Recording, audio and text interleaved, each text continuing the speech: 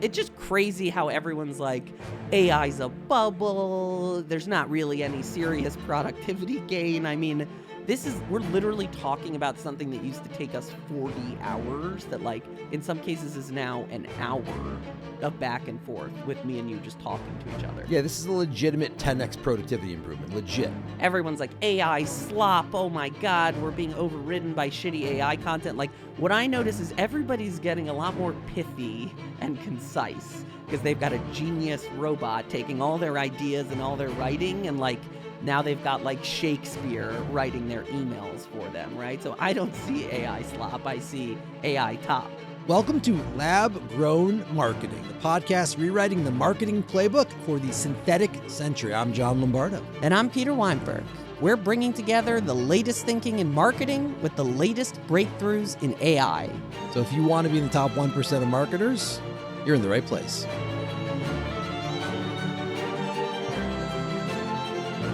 Buongiorno. Buongiorno. Today we're going to be talking about a big idea, a big trend in AI right now, which is voice-first AI, voice-first workflows. We're going to talk a little bit first about this very fascinating and surprising article in the Wall Street Journal. Everyone's talking about the jobs that we're losing, but some of the jobs that we're gaining are actually storytelling jobs. The Chief job storytelling officers. Yeah, the job postings mentioning storytelling have doubled in the past year on LinkedIn. Very interesting. A job I didn't see becoming more important, but it has to do with the importance of story and how you organize your company and your people and your narrative. We're going to talk about some of the ways that people are using AI and voice-first way, like at the gym, vibe coding apps. At home, their kids are talking to it. We're talking to it. We use this to create this podcast. We're going to talk a little bit about some of the kind of day in the office use cases for it, for voice-first workflows. I think a fun spoiler here is, like, actually it's making things less slop and more top, right? So it's very, very much better. We're going to talk a little bit about this idea of, like, we were in an oral storytelling culture, then the printing press made it kind of text-based, and now we're going back to oral again. We're going to go through some fun data on stories and how many people, or we asked people how many people at the company think their company has a clear story. Spoiler alert, nobody. Very few, very few. And then some of the challenges about why they are not able to tell clear stories. And then in our final segment, we're going to do what we always do. We're going to go into the world of synthetic, and we're going to bring Horgan Mousel, certainly not Morgan Housel. Definitely not him, to come on and talk about his idea, the best story wins. Peter, buongiorno. Buongiorno, Johnny. Come stai? Bene, chicken parmigiana. Peter, we are gathered today here in the laboratorio to talk about something very interesting that's going on in the world of AI and in our world. And it is the shift to voice and the importance of voice-first workflows and kind of voice-first AI, which I think is a very cool idea. And this was prompted by, as you know, we always like to start with a kind of current story, right, from the feed. And from the feed this week is an article in the Wall Street Journal entitled, "Companies Are Desperately Seeking Storytellers," which is a bit surprising, right? Very surprising. I also thought it was really funny how all these tech companies are, like, hiring storytellers. It's like, that's pretty much always been the main job. So it's funny if I'm like, oh, we need to tell stories too. It can't just be like, speeds and feeds. But anyways. What did the story say, Johnny? Tell me a little more about it. The story had data from our favorite social media platform, business platform. The LinkedIn Corporation? Brought to you by the LinkedIn Corporation. The LinkedIn Corporazione. Corporazione. I love that Corporazione. And the two fun little facts here, because, we love our facts and our figures. We love facts. I'm very data-driven. In the United States alone, job postings looking for a storyteller have doubled in the past year. There are 50,000 roles in marketing, 20,000 roles in media and communications. It's kind of interesting to set this against the backdrop of agency world where everyone seems to be getting laid off. These people are all getting hired for storytelling jobs. And it's also it's very funny things. Google Cloud has a storytelling team. The security team at Microsoft is hiring someone to oversee narrative and storytelling. Yeah, it's super interesting. It's definitely very contra the narrative. I mean, first of all, you mostly hear about layoffs these days. And when you think about where the growth is, you would assume it's in these, like, very rational easy to calculate ROI type positions. Storytelling, that's like one of the vaguest job titles I've ever heard in my life. That's what people are hiring right now. I mean, quite surprising, I would say. Yeah, I think that's a really good point. I believe the AI is so good at doing a lot of the, like, let's call it like bottom of funnel rational calculations and creations, which we'll talk a little bit about later as well, that it is the stuff that is vague and difficult to do that the AI cannot really do reliably. Yeah, it's interesting. It's perhaps a promising sign that jobs are actually getting like better and more strategic in the age of AI. And more fun and more interesting, right? What does explain the growth in the job of storytellers? Is it because of AI? Is it because of something else? I think it is. I mean, there's this idea that, and it's a very interesting one. I mean, I guess there's a very interesting backdrop here, right? In general, like we could just think of like the media environment. We're all trying to get attention, right? The way you used to get attention was through the media, right? The media would cover you in the Wall Street Journal, or they would cover you in the New York Times, or they would cover you in the whatever, the Financial Times. But the media has become more fragmented and less important. Mm-hmm. And obviously trust in the media has also declined. So media, let's call it, is on the decline, which means there's more of this opportunity to go direct to your customer. So the company can go direct. It requires less intermediation. And that's kind of interesting, right? There's like this opportunity to tell your story, control the narrative. So in other words, like usually the media would just tell your story for you in the past. Now you have the opportunity to write your own story, and then people are suddenly realizing that's a skill they need in-house. But everyone is in some way a storyteller now. And that's where like this idea of like, how do you control the narrative? You maybe do need somebody at Google Cloud or somebody at Microsoft Security or somebody at Evidenza who is making sure while everyone is telling their story directly, you still have somebody kind of controlling what that story, what that narrative is. Like remember the data from LinkedIn around an individual post would do like 3x better than a company post. Right. So like there's a clear advantage to going direct through people. Clear, right? That's the creator economy idea. But you still need to manage coherence around that kind of go-to-market. Especially if you've got multiple stories coming from multiple places, right? You've got multiple thought leaders at your company talking about the company. You've got the company putting out all kinds of thought leadership and media articles and all of this. So it's somebody who sort of like ties all of this together into a coherent worldview about the company. Is that what the job actually is? I think it is. I mean, it's almost like it's a meta editor or something, a meta storyteller. Like the story is the organizing layer. And that's actually there are problems with that too, which we can get into. But this is actually, what I always like to do is I always like to take these ideas and then I'm like, what would Tyler Cowen say about this idea? I have noticed that charming characteristic of yours. And this was his idea, which I think is very fun. The premium on storytelling rises precisely when the cost of producing content falls to zero. So like there's an explosion of content, but you still have to manage the story and manage the story in a way that kind of best captures or keeps attention. And that's actually where the new kind of role is, or the new need is. Yeah, I mean, this is interesting because the story in the past was always just how hard it was to cut through. It was impossible to cut through because there's so much content, right? That was pre-AI. Now, what is there going to be? 10 or 100 times more content, right? So I can't even imagine. The opportunity or the challenge of cutting through is 10 or 100 times harder, right? I mean, this is another take. If AI can write your copy, then copy was never your competitive advantage. Narrative coherence across fragmented channels is the new moat. Ooh, love a moat. Always love a moat reference. But your point about like the explosion of content, there's a nice segue here. In the article about storytelling, they give some examples for kind of how story is changing through the lens specifically of voice and voice-first AI. And they talk about this, and I found this tweet from this woman, Allie Miller, who talks about she now dictates to Otter like while she's walking or while she's working out. Like she vibe coded an app verbally while working out in a 40-minute period. You have the head of OpenAI Codex team arguing that like the current limiting factor on our productivity is the fact that we're constrained by our fingertips. And this comes to the kind of the math behind the point you made about the explosion of content. We can type about 40 words per minute, but we can talk 150 words per minute. And you can talk about 300 words per minute, in my experience. You're also one of the slowest typers I've ever seen. So if I were to sort of like put this in Lombardo specific terms, I would say you could probably type 3 words a minute. is your pace, and you could probably speak 300 words a minute. So my bandwidth is up 100x per minute. Your bandwidth is up 100x. It's incredible to see. Multiply that by 60. What's that, 6,000? Multiply that by 24 hours in the day. We're storytellers. We're not mathematicians on this show, okay?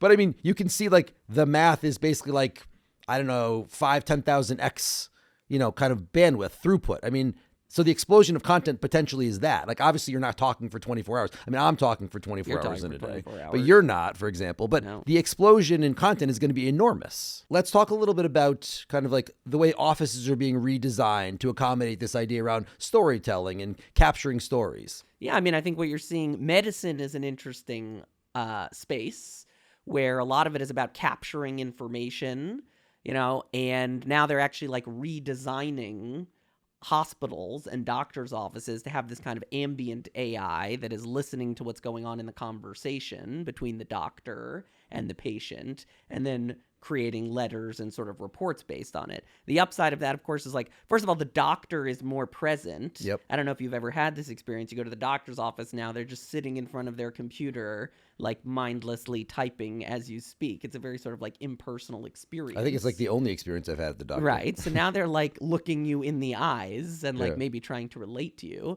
And then you think of the productivity gain. I mean, I always think of my own dad. My dad's a doctor. He's a neurologist. Growing up my entire life, he would come home, get home at 7, and then he would spend probably like 2 hours dictating his letters to other doctors because he was a terrible typer. And the dictation was terrible, so he had the software that turned the dictation into words. Then he would have to edit the words. But this is hours of his life that he would now have had back in this sort of like AI first world where all of those letters would be generated the moment he talked to the patient and then sent to the other doctor that referred the patient to him, right? The notes would be much clearer, much more legible, much more structured. I mean, this ties a little bit to this idea in the article where they talk about there are whole companies that are redesigning their office space around having, for example, like phone booths, because like obviously if I talk, it's better for me, but it's not necessarily better for everyone else to listen to me, right? It can be distracting. So like having a phone booth for that, or having these microphones at your desk that you can dictate to, which I think would be a great idea, like what your father would have used if he had these tools today. Even our own thing around granola is very interesting. Yeah, I'm blown away by how much our workflow has changed with voice. I mean, how did you and I used to work? We would like talk together about an idea, and then I would spend sometimes as much as a week like typing up the idea into an article, which we would then ship to like Marketing Week or something like that, or put on our podcast, right? And you wouldn't have captured probably all the things we wanted to say. So it's like we talk, imperfect memory, imperfect capture of the notes, go take a week to write it. I have to edit it a bunch because it doesn't exactly get what I want in there. Just like super slow. Yeah, the editing process was slow, the writing process was slow, and I pride myself, as you know, on being a very, very fast writer. Like, I could type at rapid speed, I can write very quickly, but even for me, like, it would take a week, right? And then I'd have to have you typing out 2 words a minute in your editorial process. I mean, it would take us a month, which is why this entire year we managed to ship like 1 Marketing Week column, right? Yeah, well, what are we doing now? Now we're doing something radically different. So now you and I go into a conference room, we scream at each other for an hour. Which always used to happen too. But now what happens? Now is that Granola is listening. Yeah, right. So Granola is this incredible note-taking app, and it's generating a live transcript of everything we're saying, and then it's summarizing it. So what do? We yell at each other for an hour. Then I copy the transcript wholesale. I feed it to Claude, and I say, type this into an agenda for our podcast. That's not where it ends, though. Then I bring you the draft of the podcast, and then you yell at me for like an hour. Granola's listening again. I yell back at you occasionally. It's mostly me being yelled at. Then I take that transcript, I feed it back to Claude, and I say, reflect these edits into the podcast. Then it says, great, okay. Then we do a podcast, right? We do a podcast like we're doing right now. I would say there's a step in between this, though. So yes, there's Granola is incredible at capturing it. Granola's then synthesizing it. You're putting it into Claude, right? Mm-hmm. Claude's writing it. You're showing it to me. I'm then typically putting it into GPT, and I'm going through line by line by line, and I'm having it refine it, edit it down to podcast size form for the cards we use. And a lot of it is like, it also gives me like a pithy talking point, like it's not slop, it's top. Yeah, you've know? gotten so much pithier too. Oh. I mean, this is the funny thing. Maybe this is a side tangent, but it's like everyone's like AI slop. Oh my God, we're being overridden by shitty AI content. Like what I notice is everybody's getting a lot more pithy and concise because they've got a genius robot taking all their ideas and all their writing and like now they've got like Shakespeare writing their emails for them, right? So I don't see AI slop. I see AI top, basically, right? I think, yeah, absolutely. I mean, certainly if you think about our process before and after, I would now look at it and say our before process, slop. Yeah. Like a lot of talking, terrible memory about what we talked about, terrible note capture, slow process to write, slow process to edit, way less pithy probably output. Now everything is the complete opposite. It's top. It's not slop. It's totally changed for the better. Right. So let's go back to the workflow. So then we do the podcast. We're talking to each other right now. At the end of this, Ben, our lovely podcast producer, will send us a transcript of this full episode. We'll feed that back to Claude. And what will we ask? We'll ask Claude to produce a 1,000-word article. We'll ask Claude to produce 10 LinkedIn posts. We will feed it to Claude again and say, turn it into a deck. So, like, this is not, it's just crazy how everyone's like, AI's bubble. There's not really any serious productivity gain. I mean, we're literally talking about something that used to take us 40 hours that, like, in some cases is now an hour of back and forth with me and you just talking to each other. Yeah, this is a legitimate 10x productivity improvement. Legit. And it's more and it's a better output. Yeah, it's also just a much more pleasant process. Oh, absolutely. You know, it's not like you're lonely sitting in front of your computer typing, right? We're just having a conversation. We could go for a stroll down the Brooklyn Promenade and talk about these things, right? Like the Allie K thing, she does it at the gym, right? So all of a sudden you're in new, more wonderful spaces. You're not chained to your desk typing by yourself. You're just having a conversation with the love of your life, John Lombardo. It's in my not case. drudge, it's judge. Like, you know, we don't have to write it. We just have to judge the quality of it and kind of change it. And I do agree. It's like conversational AI, ambient AI. It's lovely, way better. I guess what I would say that I think is interesting, sort of bada bing, bada boom for me, is like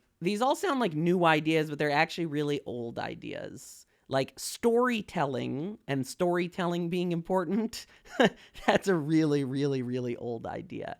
There's a quote I always love from Jonathan Haidt where he says, the human mind is a story processor, not a logic processor. And I think he makes the point that like humans invented storytelling before they invented writing or mathematics. It was like one of the earliest things that humans did so that they could create like narrative coherence in their little, you know, caveman tribe or whatever it is. And how did they tell those stories? They told those stories orally, right? So this idea of like going back to oral storytelling, this is like not a new science fiction-y idea. It's like basically one of the oldest ideas there ever was. Yeah, like there's always been an oral culture, right? But the printing press did it make it more of a text culture. And even LLMs were text to start, but now they're becoming, you know, voice and vision and listening. And so like it's going from like what it was oral to maybe what it kind of was oral and text to being much more oral now. Like as we just described, like the explosion of like voice alone is going to overwhelm text. And that's going to be very interesting and probably in a positive way because talking is a much more natural, human, realistic, emotional way of describing the world. And if that's what gets captured by the AI, it ought to make everything much more humane and I would say pleasant in a way that we've seen in our own process. And I think everybody will see either through their work or maybe their boyfriend or AI girlfriend, you know? Yeah, it also just like democratizes access to storytelling. I mean, I keep thinking about our children. We don't have children together is a common misconception. We actually have separate children with separate wives. But like our kids love to talk to ChatGPT. Like James, who calls ChatGPT daddy's work friend, by the way, talks to ChatGPT all the time. He doesn't know how to write. He doesn't know how to read. He's 4, but he does know how to speak. So once like voice becomes the way in which you interact with a piece of software, all of a sudden all kinds of like new users come online. Now you've got 4-year-olds using the product, right? I do think that's exactly right. Like this is the way you're going to onboard the next billions of people, you know, into AI is just making it low friction, right? Easy to use. This is just physical availability, right? It's just digital availability, voice availability. Like it's so much easier to talk than it is to type that like I am talking more and more to the AI. And often easier to listen, right? Like we had a crazy sort of aha realization this week where in our business Evidenza, like the output that we give clients is decks. That's Yeah, what we give them. Love this. And the decks are often like 200 pages. I mean, we try to do like a pithy executive summary at the front, like 10 slides, but then everybody wants the raw data. Flipping through a 200 slide deck, very, very difficult. So we decided this week, actually, we're going to feed the deck to what? Notebook LLM. Notebook LLM, yeah. And Or have LM it Notebook, produce LM Notebook, a yeah. little podcast Yeah. to talk to you about your market research report. Maybe a 10-minute podcast, 2 robots discussing, the implications for wealth management services based on our survey of financial advisors. And you just ship that to the client and let them listen to it, right? Yeah, I experimented with it. It's good. I enjoyed it. And it's just a better way to consume. It's like consume it on your way to work, while you're driving, while you're on the subway. I mean, I listen to Ben Thompson, the famous tech writer. He writes an article every day, but they're long and I can't read them. I don't have the time to read them or the patience or the attention. Yeah. But he also releases a podcast, and I will listen to the podcast every day when I go to work. And so that's a place where voice has totally transformed my willingness to buy him, my willingness to listen to him, to be a long-term customer. So it's clearly, and it's now entering, as you say, it's going to make it better for our customers to hear it and then see it. So we always like to, obviously talk about $1 million data. Love this segment. One of our favorite segments. Beloved segment. So this whole episode is about voice and storytelling.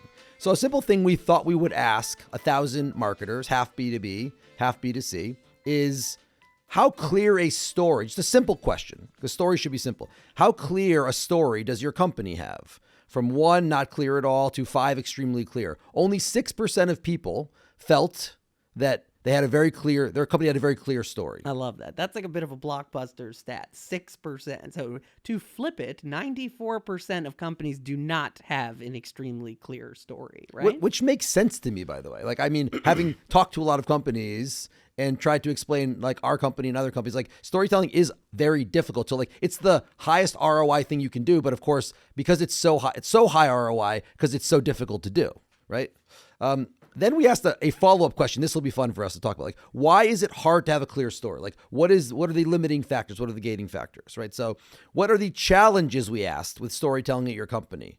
And why do you think that is? And the top challenges were no clear positioning, too many stakeholders, diluted narrative, lack of proof, inconsistent messaging across teams and channels, and then fear of being too bold. There's lots of stuff we could talk about in here. Yeah, what do you want to start lot. with? I mean, I don't even know where to start.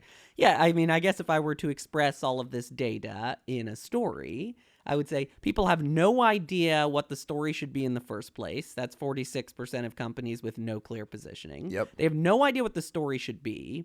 Even if they did, they'd then have to get 100 people to sign off on the story, which, as we know, is basically impossible. You can't write a story with a committee, right? Find me a novel written by a 100-person buying committee. It'll be the first one. I would love to see it, right? And then even if you had a clear story that all the stakeholders agreed on, actually getting everyone to stick to that story in the millions of mediums in which they're messaging would be very hard. And then this last point about fear of being bold, it's if you have a really good, edgy story, the committee will kill it because it's appeared to be risky, right? It's all kind of the politics of story, or the politics of positioning. Of storytelling. They are just unwilling, as you say. I mean, we dealt with this and have dealt with this a lot. You just cannot tell bold, cutting edge, contrarian, interesting, captivating stories by committee. It just doesn't work that way. So that alone means that most companies will not be able to do that because companies are driven by consensus. They're driven by committee. It is also very hard with the mediums that are available to marketers. I mean, you have video where you can tell a story. I had a client just yesterday be like, okay, I get it, Peter. In a video ad, I can tell a story about a category entry point, about a buying situation. It can have a beginning, middle, and end. It can have a narrative arc. How do I do that in a 1-second static ad or billboard ad, right? Extremely difficult to do. I don't think you really do that. I think the marketing is not for that. The marketing is just to establish you are a brand in a category that is distinctive and memorable as that brand in that category. I think where that happens is in sales. In the meeting, you can then articulate the different things you're describing. Well, there's also the mining the highs and lows of attention. Maybe, yes, in the 30-second spot, you get to tell a bit of a story. The point of the billboard or the print ad or the static ad is just to refresh the memory that you built through the video ad. Yeah, right? there's a long of the short of it when it even long comes or short to of it attention. of attention. You know what I mean? Right? So this is great though. Like nobody has a story. I think what you'll 'Cause of find, committee. I think if I have to sort of like play this forward of what will happen, people are going to use voice to produce stories with AI. The AI is very good at storytelling because, contra to what every creative director in the world will tell you, storytelling is actually a very formulaic, structured thing, right? Like, we always used to make this joke about Disney movies, right? Where everyone's like, Lion King, Wall-E, Finding Nemo, so creative, right? Like, Finding Nemo is about a fish in the sea trying to find its way home. great. The Lion King is about A lion on land trying to find its way home. Wall-E is about a Robot in space trying to find its way home. Yeah, sea, it's all, land, and space. It's all vaguely reminiscent of this story about a Greek guy trying to find his way home. You ever read that one? What an odyssey that was. That's also about to be a hit Christopher Nolan movie, which I'm very excited about. Point is, like, stories have structure and formulas. Yeah. Kurt Vonnegut, actually, big Kurt Vonnegut fan. He's also a huge fan of the podcast. He has a famous friend thing, of the pod, Kurt Vonnegut. Kurt, love you. Haven't heard from you in years, probably because you died several years ago.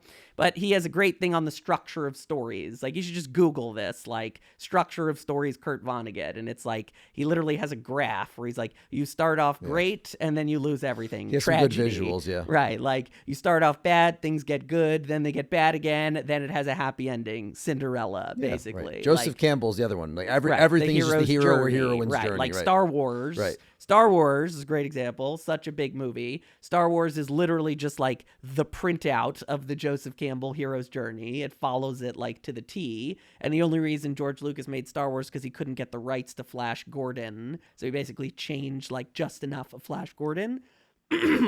He basically just changed just enough of Flash Gordon not to get sued. So the point of all of this is, like, there is a formula and a science to storytelling. The AI will be very good at applying these formulas to your story, but at the end of the day, what you're going to have to deal with is humans. There's going to be humans who see the story, and then they all have 8 billion opinions, and granola will capture it, but I don't think AI is quite ready to tell the story yet, hence the need for these storytelling roles. But the truth is that it will get better and better and smarter and more articulate and more captivating and understand the structure and the insights better and better over time, and it will do more and more of this. But for the moment, like, there's this need for the person to identify the story, right? Which companies don't have. They have to identify the story. Then they have to manage the coherence of the story through many stakeholders on many channels. It's like the story as a way to manage the brand, to manage the fragmentation is obviously the big thing that is driving all this in the age of explosive voice-first content. Yeah, but there's a lot it can do. Like, we always prided ourselves on opening presentations with an anecdote. So if you want to explain signal to noise, you talk about Paul Slovich and horse racing. You want to talk about blockbusters, you open with Disney.